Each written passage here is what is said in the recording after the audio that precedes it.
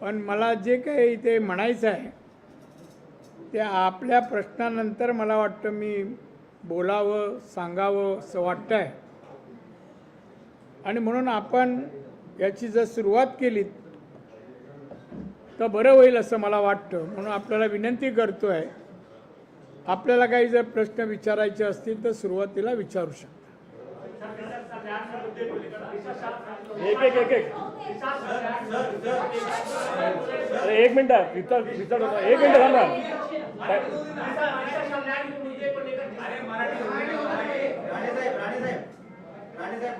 मंत्री नितेश राणेंनी एक आरोप केला होता की उद्धव ठाकरेंनी तुम्हाला 2 फोन केले होते दिशा सालियन प्रकरणात. हे खरं आहे का? कोणाला दिले?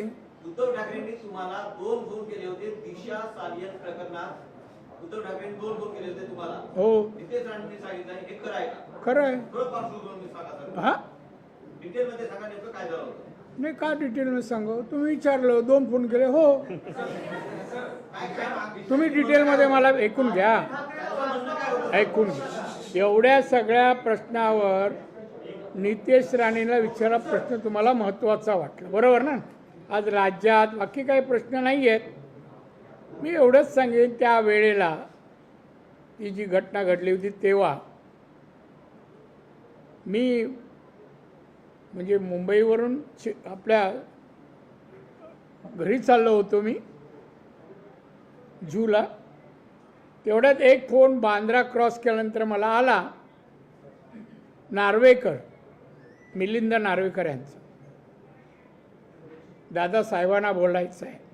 मी म्हटलं कोण साहेब? नाही उद्धवजी त्यांच्याबरोबर मी आहे, ते गाडी चालत तुमच्याशी बोलायचं आहे. म्हटलं द्या. मी बोलायला सुरुवात सांगतो मी. त्यांनी घेतल्यावर मी म्हटलं जय महाराष्ट्र साहेब बोला. तुम्ही अजून जय महाराष्ट्र बोलता? मी म्हटलं मरापर्यंत बोलणार. हे माझं उत्तर लगेच. तुम्हाला द्या, आपण थांबत नाही त्या बाबतीत.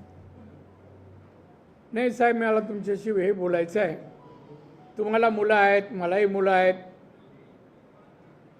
सध्या तुम्ही जे काय प्रेसला बोलता, आदित्यचं नाव घेता, माझी विनंती आहे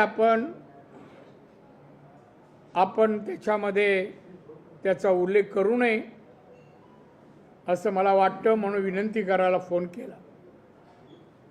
मला उद्धवजी एक गोष्ट लक्षात ठेवा, एक तर मी अमुक ठिकाणी अमुक ह्याच्यात कोण आहे याचा उल्लेख केला नाही आहे. निरपराध एका मुलीची अत्याचार करून हत्या झाली हे मी म्हणतो आहे, आणि त्यांना अटक व्हायला पाहिजे हेही मी म्हणतो आहे. त्यात तर तडजोड नाही. फक्त तुम्ही जे नाव घेतलं तुमच्या मुलाचं, त्याला संध्याकाळी जिथे जातो त्यापासून तुम्ही सांभाळा. सांगा त्याला ते बरं नाही. माझ्या घराच्या जवळ तो निरू मोरिया कोण आहे ना, तो दिनू मोरिया, तो राहतो. आणि त्याच्या घरात संध्याकाळी काय 3.5-4 तास धुमाकूळ घालता मला माहीत नाही. माहिती आहे, तुमच्यापर्यंत सांगणार नाही. आणि म्हणून मी सांगितलं तुम्ही त्यांना सांभाळा. साहेब मी पाहतो, मी सांगतो, पण तुम्ही जरा सहकार्य. बरं ठीक आहे, ठेवलं. अरे पण दुसरं काय दिशा सालियन? ती मेली ना, आता तिचं नाव किती वेळा घेत. अहो पण त्याच्यावर येणार आहे ना. तुम्ही का घाई आहे? जाऊ का मी? एवढी घाई आहे? कामाल आहे. दुसरा नाही. अरे दुसरा फोनचा तुम्ही ऐकायचं नाही का हो? सांगा ना, सवंगड आहे ना. हा दुसरा फोन जेव्हा कोविड होतं त्याच काळामध्ये तो फोन आला. त्यावेळेला माझ्या हॉस्पिटलचं उद्घाटन होतं. तर त्यावेळेला एक परवानगी राज्य सरकारकडे माझी होती. केंद्रात सगळी परवानगी देतं हॉस्पिटलना आणि मेडिकल कॉलेजला. तर त्यावेळी त्यांचा फोन आला, म्हणे तुम्ही फोन केला होता? मी हो कॉलेजच्या परवानगीसाठी केला होता. साहेब ते तर मिळेलच, पण तुम्हाला मी सांगतो जरा तुम्ही प्रेस घेताना तो उल्लेख टाळाल तर बरं होईल. मला परत एकदा सांगतो, तुम्ही म्हणता त्याचं नाव घेतलं नाही आहे, पण एक मंत्री होता असं मी म्हणतो आहे. त्या घटनेच्या वेळेला एक मंत्री होता आणि ते व्हिडिओमध्ये ह्याच्यामध्ये आलं आहे कॅमेरामध्ये. नाही पण बघा हे 2 फोन त्यांनी केले. आता याच्यात फोनवरून काय, कोण कोणाला फोन करत नाही, कुठल्याही घटनेसाठी करतात. कळलं? येस, कळल्याचं उत्तर येस नाही. हो, हां, बरोबर. सर, अनिल परमाने आज मोठं भाष्य केलेलं आहे का जेव्हा एकनाथ शिंदेने बंड पुकारला होता 40 जण गेले होते, 40 जण गेले होते, तेव्हा आम्ही आक्रमकता दाखवली नाही, कारण की उद्धव ठाकरेंनी आम्हाला सांगितलं होतं का शांत बसा, नाहीतर आम्ही आक्रमकता दाखवली असते.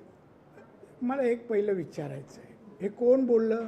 अनिल परब. अनिल परब आणि आक्रमकता समीकरण जमतं काय हो? दिसतं का त्या जीवात? काहीतरी काय म्हणतं आक्रमकता, म्हणून तू दाखव ना, चल मी सांगतो आज दाखव, कुठल्याही बाबतीत दाखव. कोणात कानफडक मारलेलं तरी ऐकिवात आहे का आत्तापर्यंत एवढ्या वर्षात? हा, भाषणं करू शकतो, वकील असल्यामुळे खोटं नाटक तर तुझं पेशाच आहे. जसं तुम्ही जशा बातम्या देता ना तसं तो एक पेशा आहे. त्याने उगाच बड्या मारू नये, तुला काय करायचं ते कर, पण तुला काय जमणार नाही आणि त्याच्यामुळे त्यांनी तोंड बंद करावं, तुला जे काय करायचं ते कर. कोण वाघ? मासा नीट बोला ना. चित्रवाग प्रकरणामध्ये त्यांनी सांगितलं कोण ते छप्पन ते मला पाहायचं, कोण ते छप्पन कोण ते मला पाहायचंय. अरे एक पाहू शकत, तू काय 56 पाहतो? ती चित्रा वागलाच, तिला पूर्ण उर, कधी तुला पूर्ण उरेल ते बघू, पाहतो मी. आणि चित्रा वाघच्या मागे ती एकटी नाही आहे, पूर्ण BJP आहे, नारायण राणे पण आहे. ये तुझं कुठे येतो सांग, मैदान सांग, ठिकाण सांग, चला. कोण नाही आलं तर मी तरी हजर होईल. कधी येतोस? आता कोण नाही राहिले त्या शिवसेनेत, हा चिवचिव करतोय, कोण राहिले हो त्याच्यात? त्यामुळे आता यांनी तोंड बंद करावं आणि आता घरी बसावं. तुम्ही देखील स्वतः तू महाराजांना बघ जर असं महाराज. हां, तुम्ही देखील स्वतः मुख्यमंत्री राहिला आहात. खरं तरी घटना घडली जवळपास 4-5 वर्ष उलटत आहे आणि त्यावेळी ज्यावेळी तुम्ही पूर्ण फॉलोअप घेत होता, तुम्ही देखील सगळ्या तपासाला यामध्ये घेतलं होतं, त्यावेळी संबंधित ज्यांनी आता याचिका केली आहे, मुलीचे वडील, त्यांनी असं म्हटलं की आमच्यावर दबाव आहे. त्यावेळी तुमचा दबाव आहे असं म्हणत होते. आता ते म्हणतायत की ठाकरे गटाचा त्यावेळी दबाव होता. एक वडील म्हणून जी याचिका आता स्वीकारली गेली आहे, ह्या 4-5 वर्षामध्ये संबंधित